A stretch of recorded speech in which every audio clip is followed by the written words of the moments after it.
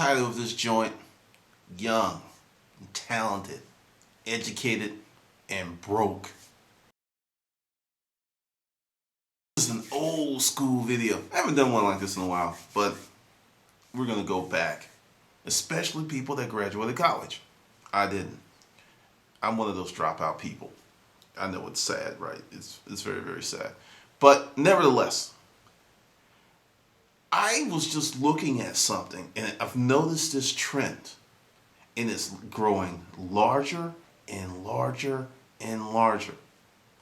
There are so many people who have a 4-year degree or even a master's who are working at Starbucks or linen and things or some bar. And this isn't to say that honest work is bad. That's not the point. Don't lose your freaking mind over that. It's to say that you prepared yourself for something bigger, but you're working a job to the person who graduated high school and who's also working next to you in most cases. And it makes me go, what is the deal? Because society's changing. It's really, really changing. Because that saying, the more things remain the same. Wait a minute, what is it? No, the saying is, the more things change, the more they remain the same. That is some total bullshit. There is massive change every 20 to 30 years. It's been going like that since day one. And I just look at what really happened. And this is some of my thoughts. I think the Jedi mind trick is in full effect. I'll give you a classic example. Like the movie Django, excellent fucking movie. Don't care what anyone says. Spike, Tavis, because you have black folks, some who are like pissed because of the liberal use of the N-word. But if you were to go to a hip-hop station on Pandora and just let the music flow for 30 minutes, you're going to hear that word more in those 30 minutes than you will in the whole movie, or if you watch the movie 10 times. This is the thing. Culture, language, no one owns that. And you have these conversations because, one of the new themes for me is there's certain things I'm just not going to be part of because they suck up too much time and the end result is nothing. It's buckets. It's not even dry sand. It's just air. And I look at this and you have these people who really, really have dug in. This is my position and this is my position. And I'm looking at a larger picture. At the end, it doesn't matter. A friend of mine, we were having a conversation, and he said something, and I totally agree with him, that, our kids aren't having to deal with the level of racism that we did growing up. And I didn't have to deal with the level of racism that my grandparents, my mother and grandparents had to deal. It's the truth. And a lot of people are like, no, it's not the same. It's not even close to the same. But you have this conversation, a circular conversation on something that is getting better. Sure, there's tons of room for improvement, but it's getting better. But the conversation is as if it hasn't. And there's still all these things that need to be done. And they do, but the thing is, I stand as a witness that if you are smart, hardworking, and you're willing to go through some bullshit that we call life, you can be successful regardless of your color, regardless if you came over here from Vietnam on a freaking boat. That's the American dream, baby. It's real and it happens. But the problem is people are looking at other people's experiences without really knowing the backstory. Give you another example. A lot of people don't know this. Rush Limbaugh, he didn't graduate college. He's another college dropout. Rush Limbaugh mastered one thing, the English language, and it made him wealthy. If you can master the English language and you write well, you can become quite successful in the United States, whether you have a degree or not. That's the truth. There are many people that prove that. But you have these conversations and you have all of these people, because I'm not, there are some YouTube videos that are saying the college degree is a scam. I don't think it's a scam per se. I think it's overpriced, and I think it's a rapidly depreciating asset. The time and period where you had a degree and that education was enough to sustain you and yours for decades is gone. Because Information is coming so fast. You're having companies that create a new product, a new service, and within 5 to 8 years, there's something better. And it's not like the people at the company were stupid. When they created it, it was great, it was wonderful, but things changed so quick. And then there was someone in the company that was like either, hey, I made this 8 million, I'm good, I'm out, or they didn't really plan. But the whole deal is, if you get a degree with the thorough lack of understanding that that information may be obsolete the minute you walk across the stage, you're in trouble. And that's what it really is, because I do a lot of research, a lot of reading blogs, and this is why I'm doing this thing, because there's this outcry. It's like, I have my degree, I've paid all this money, I'm up into debt up until here, but my life is no better than my friend who didn't go to college, who doesn't have a degree, and in some cases, my friend who didn't go to college, who started a business, is doing way better than I am. Understand, business is a risky proposition. It is. But in the new economy, so's a job. This is the first time you can legitimately say that's the truth. Because for a long time, you worked in a company, 20 years, got to go watch. And you rock babies on your knee because your house was paid for and life was good. That economy is gone. It's never coming back. So now you have a choice, because you have to really, really think about this. What are you going to do? Because, the college experience is changing. More and more programs are saying, hey, we really need to do something to prepare people for real life. So there's change, but I don't think that's a widespread notion. I think many of the universities and colleges are still stuck in, this has worked for the last 100 years, so we're going to keep doing it. But there's some innovative programs out there that, you get that degree and you get out, you're going to be good to go. But I don't think that's the norm. I think that's the exception when it should be the norm. But that's just my opinion. Oh, if you're a young person and you're talented and you're educated, I have some advice for you. And it's going to really piss off your parents. I think before you go to school and get in all of that debt, you need to take 2 or 3 years and just go around the world. If you want to get in a freaking van and go from the United States to California and visit all these cities and be a bum, do it. And the reason is, I did something similar, and you never get 18, 19, 20, 21, 22, 20. You never get that back. That whole time, that whole perspective, your freshness, you never get that back. You can't turn around and do that at 30 and have the same exact experience that you're going to have at 20, because at 20, you don't know shit. And it's a detriment and it's an asset, because when you don't know stuff, you don't know that you're going to fail. You will try the craziest stuff, and a lot of times it works out. But when you become older, fear sets in.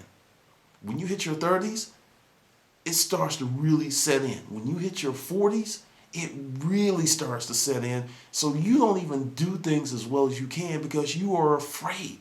So the time to do it, don't have any kids, don't get married, and go somewhere outside of your little town. And after 2 or 3 years, and you come back and you was like, hey, Appleville, USA is the place for me, and I'm going to marry Johnny from high school, and we're going to have 2.85 crumb snatchers. At least you know what's out there. Because I have a lot of friends who are in that, that second stage of life, and they're trying to go back and do shit that they should have did at 20 now, and it's not the same. It's not the same. You don't have the same mindset. You don't have the same body. It's just not the same. There's a certain time and phase for everything. Now, if you want to start a business, totally different. But just going out and getting life experiences and doing stuff, and with this new economy, you can turn that experience into cash. Because, I always get this.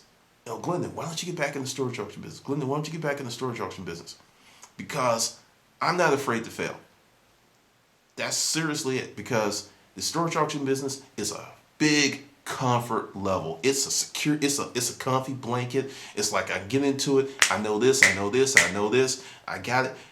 That's really not good for me in the new economy, because the new economy is all about learn, learn. It's almost like wax on, wax off. Learn, unlearn, learn.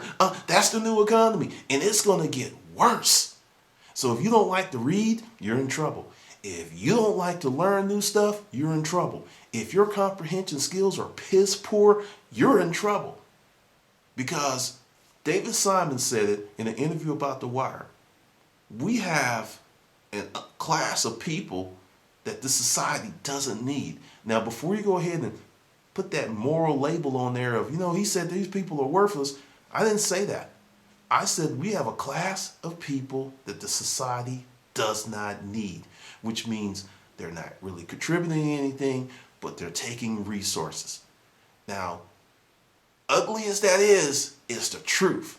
So you've got a choice. You can become one of those people who are giving, and when I say resources, I'm talking time, money, intellect, art, music.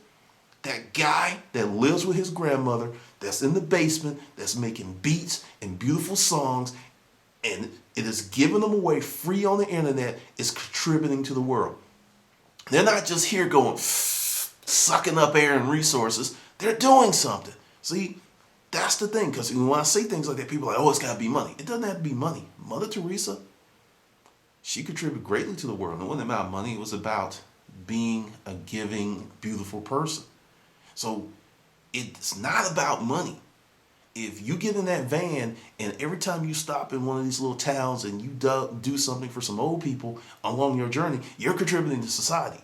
It's not always about money. It's about doing something. We have a huge, huge class of people that are just sitting on their asses, waiting for someone to come into their house, throw some logs in the fireplace, strike a match, and give them heat. That's how bad it is. And it's crazy, because you are really screwing yourself if you're that type of person in ways that you can't even imagine. Because right now, in terms of starting a business, you have so many freaking options. It's unreal. Give you an example. There's this guy. I don't know his name, but I just found him. But he, and this has happened. Several people have done this. They sold all of their crap on Craigslist and went around and traveled around the world. Then wrote about it on the blog and had this experience, and that has turned into six-figure income. Because they're giving people a methodology on how to escape the matrix. Because really, if you think about it, the old paradigm shift is work, work, work, work, work. Then when you're about old and decrepit, your knees are gone, you have a hip replacement, you're taking 8 to 15 medications a day, then you retire, and then that's when you have all this freedom. I'm not comfortable with that. That's never really been my plan. But the thing is, now, if you do two things, educate yourself, formally or informally, and stay the hell out of massive debt, you can start doing a whole bunch of stuff. There's another blog this guy created, How to Travel Cheap. Dude travels like, he actually wrote the $100 startup, Chris Gilbo. He's got this whole thing. He travels on the cheap, 20 countries a year. I think he's like 32, something like that. He's been doing this for a minute. So essentially, the new economy, if you embrace it, can give you the things that you want now, but it may not be in the manner. And when you like doing the travel, because I've stayed in a hostel. I've actually taken a bath in a communal bathhouse in Korea. I've done that stuff. And for most people, that's like hell to the no.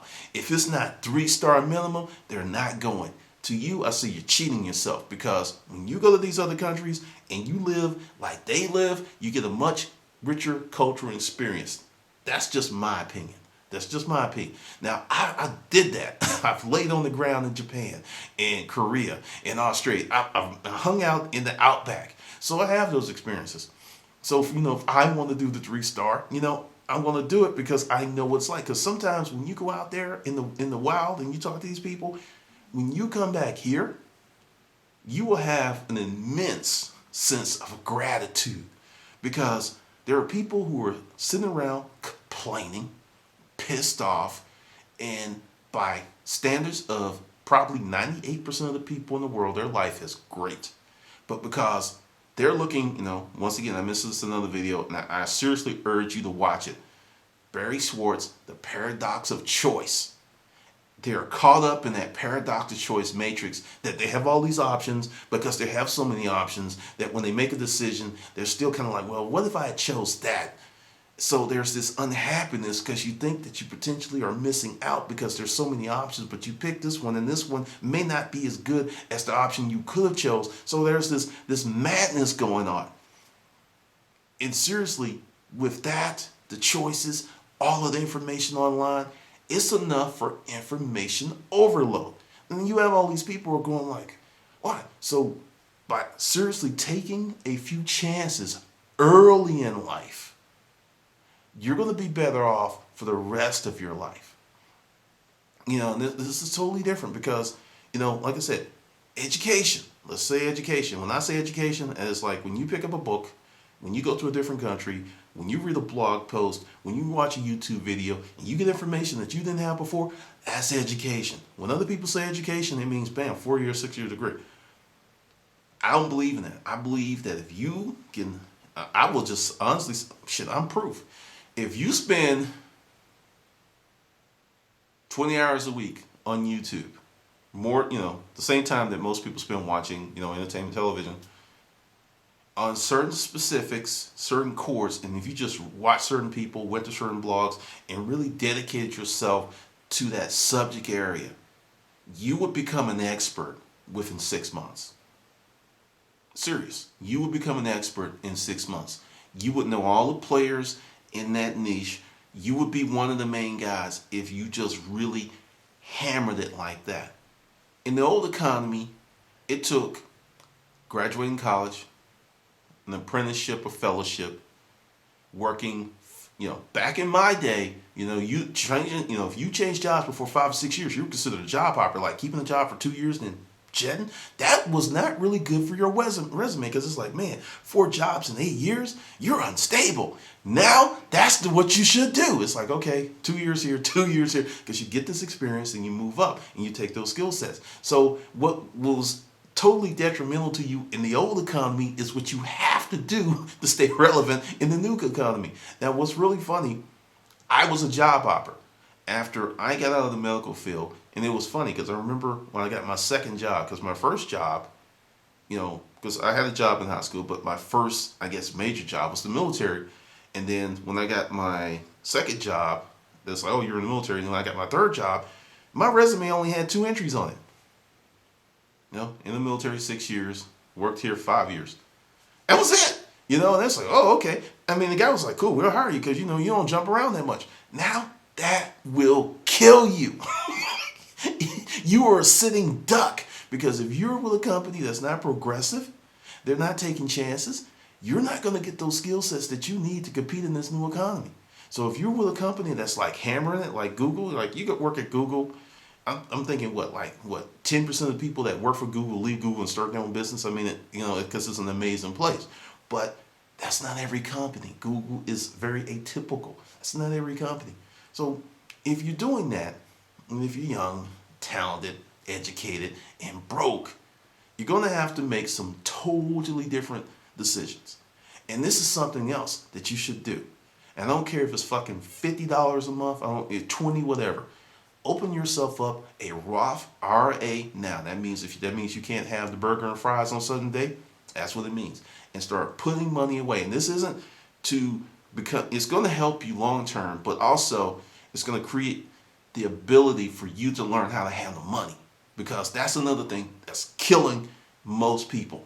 Don't know how to handle money. It's not about being rich. It's about, hey, I can create a budget, I can create allocations, and I can actually save money.